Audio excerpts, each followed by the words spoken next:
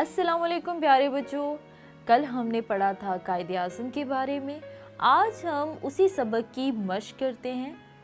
तो आपने करना ये है कि दुरुस्त जवाब का इंतखाब करते हुए आपने खाली जगह को पुर करना है।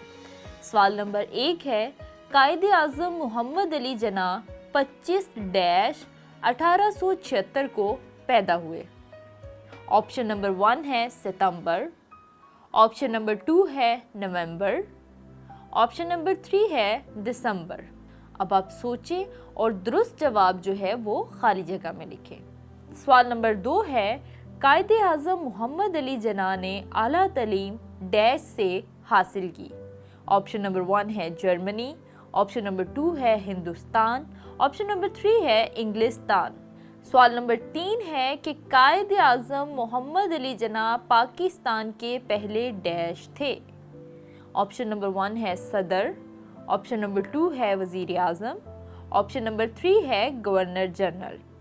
सवाल नंबर 4 है, कायदे आज़म मोहम्मद अली जना ने अपनी सियासी ज़िंदगी का आगाज़ डैश से किया। ऑप्शन नंबर 1 है मुस्लिम लीग, ऑप्शन नंबर 2 है कांग्रेस, ऑप्शन नंबर 3 है 1906। हमारा आखिरी और सवाल नंबर 5 ये है कि कायदे आज़म मोहम्मद अली जना का मज़ार डैश में है। ऑप्शन नंबर 1 है कोयटा, ऑप्शन नंबर 2 है पेशावर, ऑप्शन नंबर 3 है कराची। तो बच्चों, मुझे उम्मीद है कि आपने इन सवालात के जवाबात बिल्कुल दुरुस्त दिए होंगे, लेकिन जिन बच्चों के थोड़ी सी मिस्टेक हो गई है, थोड़े से क्वेश्चन में मसला हो गया है, मैं उनको दुरुस्त जवाब बता देती हूँ।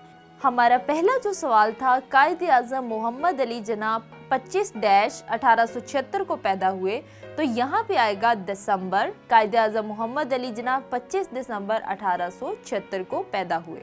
हमारा दूसरा सवाल था कि कायदे आज़म मोहम्मद अली जना ने आला तालीम डैश से हासिल की। तो बच्चों, इसका जवाब ये है कि कायदे आज़म मोहम्मद अली जना ने आला तालीम इंग्लिस्तान से हासिल की। सवाल नंबर 3 था कि कायदे आज़म मोहम्मद अली जना पाकिस्तान के पहले डैश थे। तो बच्चों, कायदे आज़म मोहम्मद अली जना पाकिस्तान के पहले गवर्नर जनरल थे।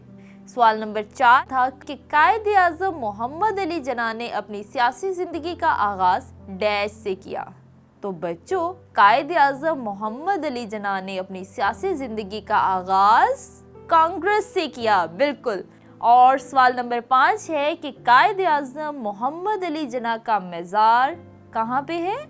कराची में, बिल्कुल दुरुस्त। कायदे आज़म मोहम्मद अली जना का मज़ार कराची में है। तो बच्चों, मुझे उम्मीद है कि आपको ये मश्क बहुत अच्छे से समझ आ गई होगी। अब हम मिलेंगे आपसे अगले लेसन में, तब तक के लिए अल्लाह हाफ़िज़।